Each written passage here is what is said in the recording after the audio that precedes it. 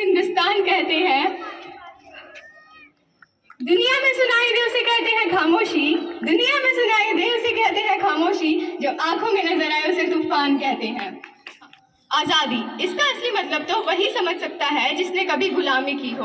खैर, हम सब तो सौभाग्यशाली है कि हमने एक आजाद भारत में जन्म लिया। प्राचीन, मध्यकालीन व वर्तमान के उदाहरणों से मैं स्पष्ट करना चाहूंगी कि जब हम फिरंगियों के पैरों में फंस चुके थे तो रंग दे बसंती चोला की एक आवाज पर टोलों के टोले उमड़ आते थे और उनके वंदे मातरम के नारों से खून में आए 5-5 डिग्री के तूफान अंग्रेजी शासकों के दिलों में तूफान ले आते थे। लोग मर जाते थे, मिट जाते थे, फांसी चढ़ जाते थे, क्योंकि ये उस दौर की देशभक्ति की कसौटी थी।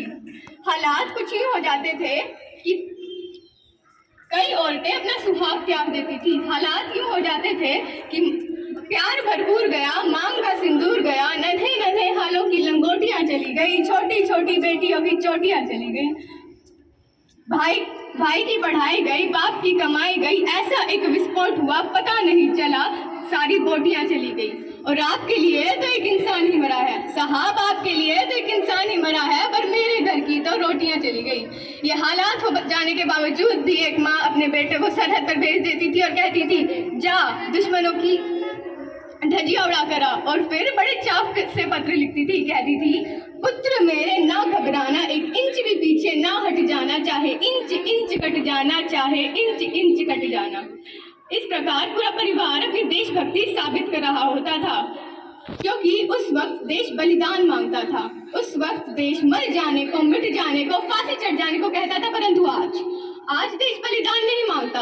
आज देश मर जाने को, मिट जाने को नहीं कहता, बल्कि मेरे विचारों में तो अगर कोई व्यक्ति अपना काम पूर्ण निष्ठा और पूरी जिम्मेदारी से करे तो उसे आप एक सच्चा देशभक्त कहने से कभी ना कतराना। मैं नहीं मानती कि फेसबुक, इंस्टा की टीवी को 3 रंगों में रंगना ही देशभक्ति है। यदि आप कहें कि साल में 2 बार हाथ में तिरंगा लेना भी देशभक्ति है, तो मैं आपसे पूछना चाहूंगी कि फुटपाथ पर रहने वाला वो बच्चा जो ट्रैफिक की छाव में नंगे पांव में तिरंगा बेच रहा होता है, तो क्या आप उसे उसकी देशभक्ति कहेंगे? वो उसकी देशभक्ति नहीं साहब, उसके पेट में चल रही भूख की शक्ति है जो उसे ऐसा करने पर मजबूर करती है। क्योंकि न मस्जिदों को जानते हैं, न शिवालयों को जानते हैं, न मस्जिदों को जानते हैं, न शिवालयों को जानते हैं। जो पेट के भूखे होते हैं ना, वो केवल भोजन के निवालों को जानते हैं। अपने परिवार, अपने वतन के लिए समर्पण का भाव है देशभक्ति। हर एक देशद्रोही के मन में आने वाला तूफान है देशभक्ति, ताकि हर एक देशद्रोही ये समझ सके कि अगर तू परिंदा है तो ये आकाश तेरा है, अगर तू दरिंदा है तो ये शमशान तेरा है। भाईचारे से रहना है तो रह, वरना ये जिस्म भी तेरा है, ये कब्र भी तेरा है और ये कब्रिस्तान तेरा है।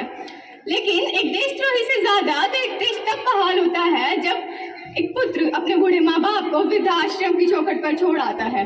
तरह उठती है ये देशभक्ति जब इसी देश के युवा, जिनके कंधों पर जिम्मेदारियां हैं, जिनके कंधों पर अपने वतन को, अपने भारत को थामे रखने की जिम्मेदारियां हैं, वही आज 4x4 इंच की स्क्रीन पर अपनी भावनाओं की इमोजी भेज रहा है। 4 बोतल वोट का काम मेरा रोज का ने भारत का पूरा भविष्य बिगाड़ रखा है। हम एक ऐसे समाज में रहते हैं जब पत्थर की मूरत को लगते हैं 56 भोग और भूखे तड़पते सो जाते हैं लोग। मजदूर को मजदूर समझिए, मजबूर नहीं, और गरीब को काम दीजिए, दान नहीं। और अगर दान देने के इतने ही इच्छुक हैं तो जीते जी रक्तदान कीजिए और मरने के बाद अंग दान कर किसी का जीवन संवारिए।